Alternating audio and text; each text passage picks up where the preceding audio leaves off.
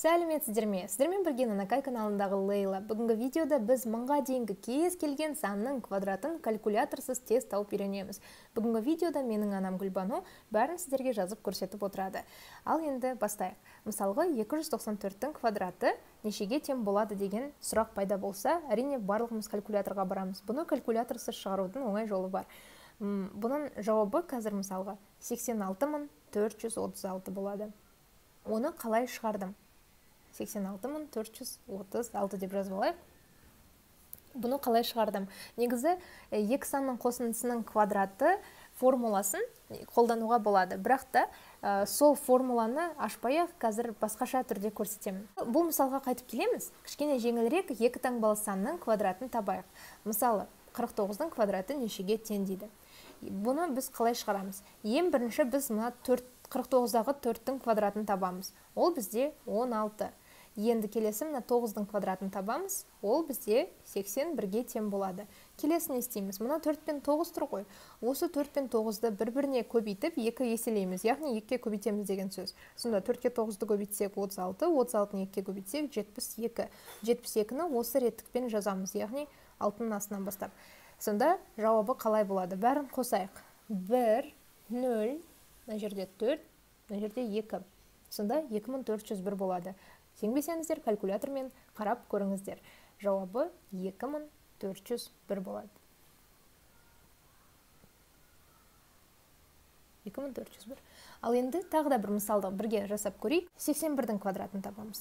Сіздер де қағаз алып жаза беріңіздер. 81-дің квадраты тең нешеге? Біз ең бірінші мына 8-дің квадратын табамыз. 8-дің квадраты 64-ке тең. Ал 1-дің квадраты 1-дің өзіне тең, бірақ та біз оны 2 таңбалы қылып жазамыз, 0, 1 деп. Енді 8 бен 1-ді көбейтіп 2 еселейміз. Яғни 2-ке көбейтеміз. Сонда 16. Енді барлығын қосамыз. Сонда жауабы шығады. 1, мына жерде 6, 4-ке 1-ді қоссам 5, 6 өзі түседі. Сонда жауабы 6561 болады. 6561. Енді бастапқыдағы мысалды қарастырайық. Ол 3 таңбалы сан еді. 3 таңбалы санды да кішкене шығару жолы кішкене ғана басқаша болады. Ал негізі оңай. Жаз қояйық. 294-тің квадраты. 294-тің квадраты тең нешеге? Жаңағыдай біз әрбір санның квадраттарын жазып шығамыз. Яғни осы санның әрбір цифрының. Сонда 2-нің квадраты бізде 4 болады, бірақ 0,4 деп жазайық. Енді 9-дың квадраты 81, ал 4-тің квадраты 16 болады. Енді ары қарай не істейміз?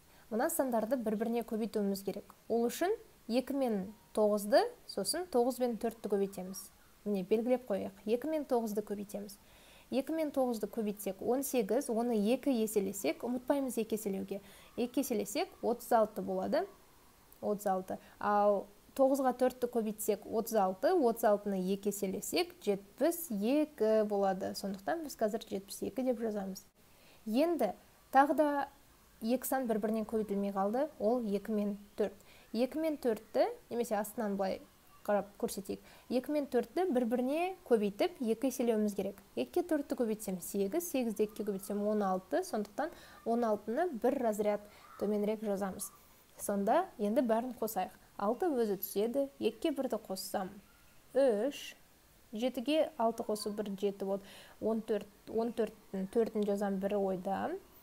8-ге 7-ні қосып, ойдағы тағы 1-8-ді қоссақ, 1-ді қоссақ 16, 1 ойда, 4-ке 3-ді қоссақ 7, ойдағы 1 мен 8 болады. 86436 шығады. Енді тағы да бір мысал қарастырайық, және оны бірге шарайық. Бұл ең соңғы мысал болады. 19-дың квадратын тауып көрейік.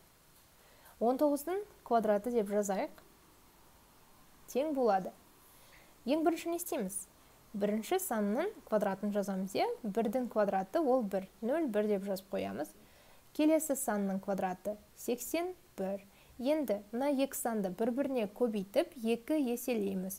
Сонда 1-ге 9-ды көбейтсем 9, 9-ды 2-ге көбейтсем қайта 18 шығып тұр. Енді осының бәрін қосамыз.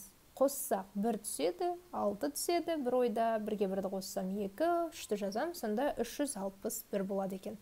Жауабы 361. Егер видео ұнаса, лайк басып, маған жазылып, комментарий жазыңыз, қуанышты боламын. Және де достарыңызбен бөлісе жүріңіздер. Ал көріскенше сау саламат.